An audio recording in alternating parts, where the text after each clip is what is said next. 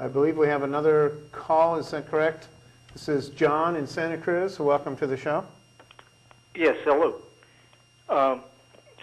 I think that the planning and zoning laws in both the city and the county and the regulations have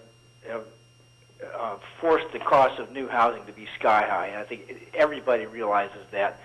And it's also made it's also discouraged a robust business economy, and all that has really affected people who are on a marginal income versus expense basis.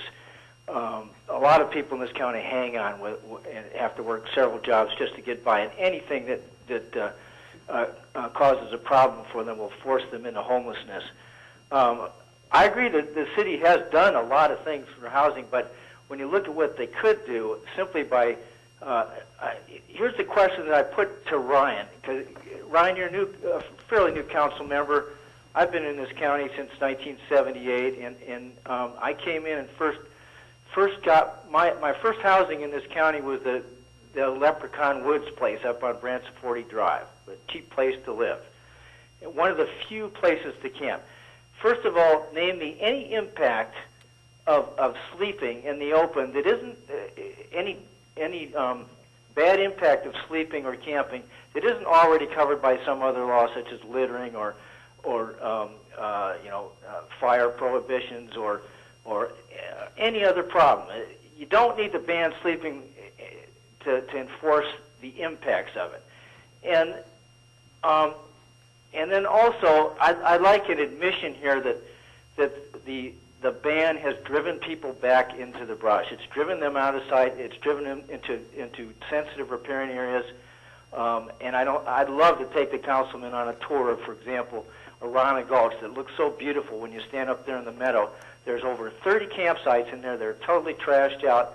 City doesn't even recognize that's in there. So, and we know how much money you're spending to clean it up. So, but really, Ryan, address that issue of, is there any impact that isn't already covered by other laws?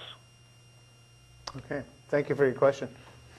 Well, no, but I think it's like any law, it's a chicken and egg thing. So do you have the police go around and wait for the impact and then cite the impact, or do you have the people, or do you try to prevent it by saying we don't allow camping outside unless the shelters are full? And so it's sort of 6 of one, half a dozen of the other. And I think that you do talk about the impacts. I mean, I've been to Arana Gulch. I've been up the river. The amount of trash and waste and a variety of other things that are coming down our river and our open spaces are significant. And the people of Santa Cruz in the last election voted to increase the number of parks maintenance workers by 4 more workers. So they're out trying to address this in our open space, because until a year ago we had 1 ranger covering 2,000 acres. And so I think it's a concern because people can't use the open space that's meant for people to leave the urban environment and get out into the open space. So this lack of housing, lack of a place to sleep is costing the city additional funds in cleanup, you're saying? Yeah. I mean, absolutely. It has, and it costs us in terms of the San Lorenzo River being polluted and going out into the National Marine Sanctuary. And I was in a river cleanup just earlier this year, and the amount of garbage that people had left in the bushes and that had gone into the river was astounding. Tons of garbage. So on a very basic level here, this is the homeless problem is a financial problem for the city. I don't mean to sound crass, but but for every dollar that's invested then in providing shelter, you're alleviating these other costs. Yeah, I mean, I think... And environmental costs as well. And I think that's in part why the city goes out of its way to fund the Interfaith Shelter Program, the River Street Shelter Program, and then also have long-term solutions of transitional housing, counseling programs, job training programs, all the various things that we offer. Okay. We do have a comment from, or a question, from a member of our studio audience, Robert Norris. Welcome to the show. Hey, thank you. Thank you all for doing this. People should know, sort of a full disclosure, that I was banned from this panel by Councilmember Coonerty, and also have been banned from his bookstore and because of a protest we're doing to actually try to get this kind of discussion, which I'm glad Ryan is engaging in, going. But I guess the question I have is, let me preface it by saying that it's clear there are places that people can go to sleep legally. There could be campgrounds set up much more cheaply than very expensive shelter and programs and transitional programs. Eugene now has such a program, and Ryan can look into that if he wants. And it's been proposed by homeless activists for decades. Since 1985, Sycamore Grove has been proposed as a place. All kinds of places have been proposed. And the issue is squarely not in the hands of the county and not in the hands of the state, but in the hands of the city council, which is responsible for the sleeping ban law, which says to fall asleep is illegal for 95% of the homeless people tonight, and even after the Armory opens, for 85% of the homeless. Well, my question is this. I mean, we are protesting in front of the bookshop Santa Cruz, which is the store that Ryan works at. His father, who was also a big supporter of this ban, owns. His sister is involved in the management. We'd like to do something else to persuade the city to change its ideas on this, but frankly, it seems that there has to be a real impact in the pocketbook of the merchants who I think Ryan represents. It's a kind of a special interest pleading that's going on here and has been going on for a number of years. I'd like him to suggest some other alternative that protesters could do, and also to ask whether he is prepared to commit himself this winter to either suspending the camping ordinance in some areas so people can set up campgrounds somewhere, not anywhere, not everywhere, but somewhere, or whether he's willing to at least declare that if they start spraying for the light brown apple moth, he'll open up some public buildings or move to do so that during those spraying times, homeless people will be out of the weather. I want to suggest that the council is interested in none of this, and it's going to take very strong action from the community to do anything, but I'd like Ryan to show that I'm wrong here. Yeah, so Ryan, what I'm hearing, Robert, is you're proposing safe sleeping zones, I think is one term, a dedicated space. We've talked about this a little bit. A number of spaces would be needed, but you know, areas it's cheaper to police that way.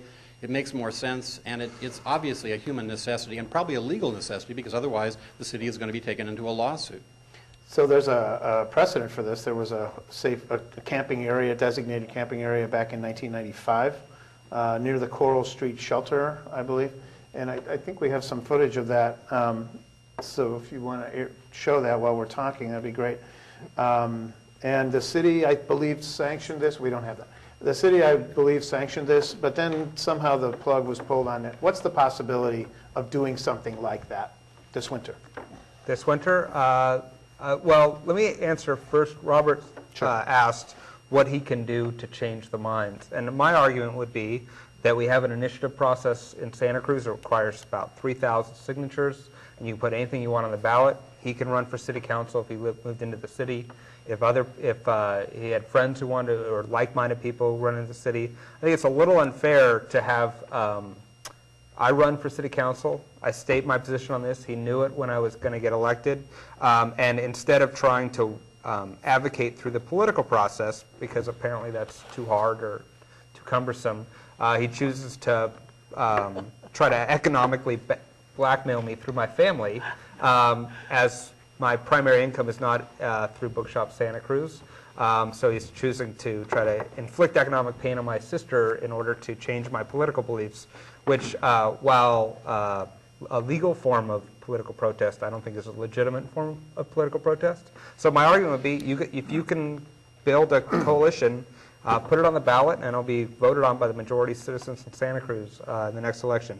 In terms of providing the safe sleeping zone, which are, if the numbers we're all talking about here, and if we don't want to have anyone criminalized for sleeping in bushes, we're talking about providing a place for 1,200 people to sleep, or 1,000 people to sleep on any given night. That's a large space. You have to provide restroom facilities. You have to make sure that it's safe, because once you sort of legalize it or